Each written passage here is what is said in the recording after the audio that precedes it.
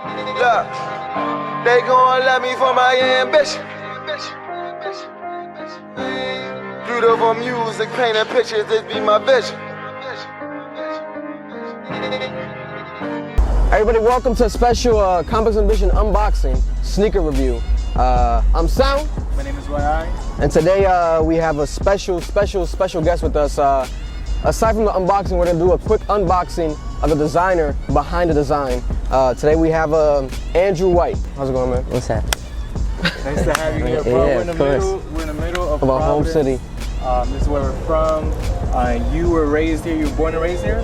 I lived in Pawtucket, Providence for a little, and then I grew up in East Providence. Yeah. Okay. So, but family's from out here. I definitely love the city. Yeah. Try to like represent proper. So yeah. But this is definitely home. territory. Oh, for sure. So this is definitely where we're from, the south side of Providence, and it's dope to have somebody who's from here, or at least around here, to really represent us. And I think that's what you're doing. Yeah. And you went to college. You went to college? Yeah. So how did that start? Like, when did you see yourself as a designer, or just cracking into the design? I went to school in East Providence, and I don't feel like there was like a program to like nurture design or anything like that, or like the art. So I was always into drawing and like into different things. You know, my mom, she used to clean houses, so I used to be in like people's offices and studios that were artists, and like I always was like able to like mess around with their equipment and stuff. So that was like the way I was exposed to like the arts, I think. And then I decided to go to school in Boston. I went to Suffolk University, and I went for marketing though. I went for marketing and entrepreneurship, and I didn't I still didn't have the idea that like I could do art as a career or anything like that. I did marketing because it was very sort of open. It wasn't like accounting where I'd have to be an accountant. It was like, you know, I could still be flexible in where I ended up from there. Yeah. And yeah, I mean, so in college, I ended up getting a freaking screen printer from my cousin. Oh wow. Like a single press, and then that's like what prompted me to start designing. So I was like, I want to make clothes. Yeah. I've always been into gear, sneakers, all that. So you just did it for yourself, like this clothing shit for yourself, or was it more of a brand? No, I mean, it was a brand, because I got the press and I was like, what am I gonna do with this? I knew I wanted it, I didn't know what I was gonna do with it, and I was like, yo, I'm gonna start this brand. It was called like Beyond All Reach, and it was like this very like the name now kind of bothers me, but it was like this very like aspirational thing that I was like, yo, it's like, yeah, so that's like where it started for me, I guess, with like and then from there I learned that like, yo, I'm not into the printing the stuff, but I'm into designing it. Wow. So then I just like started focusing more on that. So is that where the Instagram name came from? Drew_bar? Yeah, people think it's like my last name or like something, fire, but though. No, it's originally the Beyond All Reach thing. I like the acronym. Yeah. And that was the other thing that, it was like you could raising the bar. It was like it feels corny now, but That's crazy. Fire, and that transition is like a crazy transition from the business world, like studying business, to the art field. Yeah. How'd your parents feel about that? I mean, it was cool. It's just my mom's the only one that matters, so it's like she was always open and like encouraged me to like pursue. He said he wants to join. Yeah. She always encouraged me to like pursue what I wanted, so she was always like on my side, and like that's fine. Yeah, I don't know, being in school, my goal, like even going to business school, I always said like, yo, I don't want to have to wear a suit. I don't want to have to work in an office. So like she knew. I feel the same exact way. When I'm in classes, and it's like everyone's like taking it too serious, but at the same time they're like puffing their jewel pens while they have a suit on. And it's like, you're frustrated, so I don't want to be like you. So I'm gonna just, I'm gonna be the only kid in here. You know, most of the times the one only of color, and aside from that, now I dyed my hair, so now it's even more of a standout. Yeah. But I don't mind it. That's what I like, you know what I'm saying? Because I don't want to be in a suit. I don't want to be an accountant. I don't want to be a business lawyer, nothing like that. Yeah, that was my whole thing. So it's like, I think she knew I was gonna sort of pursue a different path. You know, I wasn't gonna be like a businessman. Yeah. But so did you end up graduating from college? Yeah, I graduated from Suffolk. Before I graduated, I want to say my sophomore, junior year, I got an internship at Bodega, and that was the same type of thing. Like, the only internship, I had this marketing class where it was like, yo, you could do an internship and get class credit. Yeah. So I was like, okay, this is cool. Where am I gonna apply for internships? And I applied to like Bodega, Concepts, and like Society, which was a brand that was like within Karma Loop at the time. Okay. And I think Society hit me back and Bodega hit me back. Never heard back from Concepts, and then it was like, yeah. They missed out. That's funny. No, but I ended up freaking going to Bodega, and it was just a marketing internship. Like I was literally just like collecting information, and That's fine. I started like the social media and online stuff for them because it was just like a timing thing. Like I just noticed that's where no one was focusing for their business, so it was just an opportunity for me to like stick around and like for them to be like, oh, we kind of need him, or need him to be around to like do this thing. Yeah. So that's like how it started. And yeah, so I graduated. I always really looked up to the people that did design at Bodega. That was like who I was sitting with and stuff on a day-to-day basis. So I'd always kind of be like over their shoulder or like asking them about shit. Like they were like incredible artists, these two dudes, especially Randy and Marvin. And they're like, I look at them as like big brothers and like mentors now, and they're like, in my eyes, they're my favorite designers, kind of, period. And while I was, I had this idea for the clothing thing, and then I was in that environment where it was like very creative and stuff, and I kind of just like kept like working at it on my own, and I started doing like logos and flyers for people and getting money for it. So I saw a potential there, but it was like, it was definitely a gradual thing. Like I think it was always in my head, like I would always love the idea of designing for Bodega, but I was like, when I was first there, I was like, I don't have a background. I'm not really like an artist. I don't make art like that. Like, so I just kind of like, I don't know, played my role. But when I was outside of Bodega, tried like sharpening my skills and like doing my own thing to like. So when did they get to know the artist that you were? I don't even know. It's like, so it got to the point with the clothes where I did like my first cut and sew collection that I designed and like sourced. And it was all like made overseas.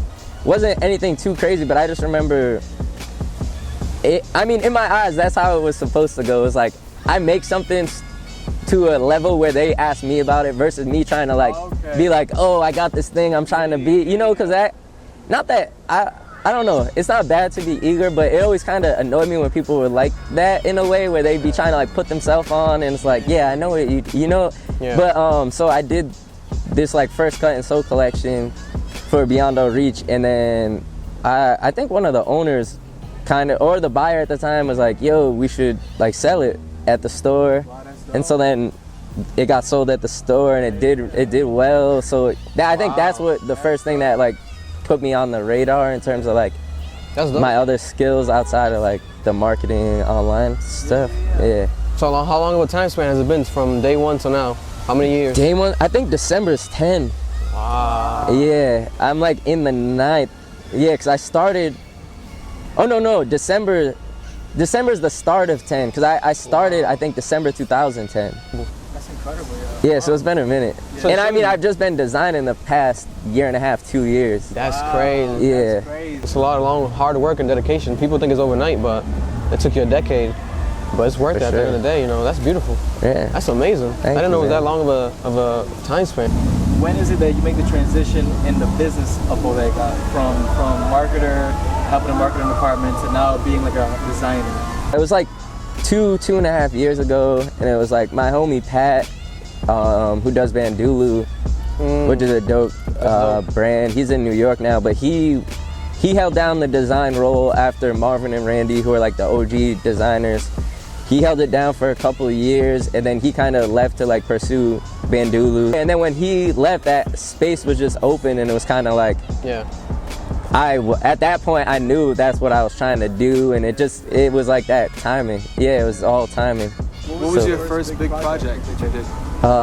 On the back end, the New Balance stuff, and we did a project with Reebok where it released exclusively in Shanghai. I remember, I saw the pop-up. It was like 3 pairs of footwear and then like an apparel collection, but then we did like a crazy build out in Shanghai. So that was my first product project where it's like I worked on product. Like I contributed to design like with posters and stuff a little bit earlier on, But that was my first like product stuff, was like the Reebok project for Shanghai, and then the New Balance No Days Off. Yeah. Wow. So that basically transitions us to No Days Off. It dropped on April the 4th, is that correct? Yeah. So 4/4/19. You know what they're going for right now? Yeah, I have seen. It's crazy. Yeah, it's like what, 500-600.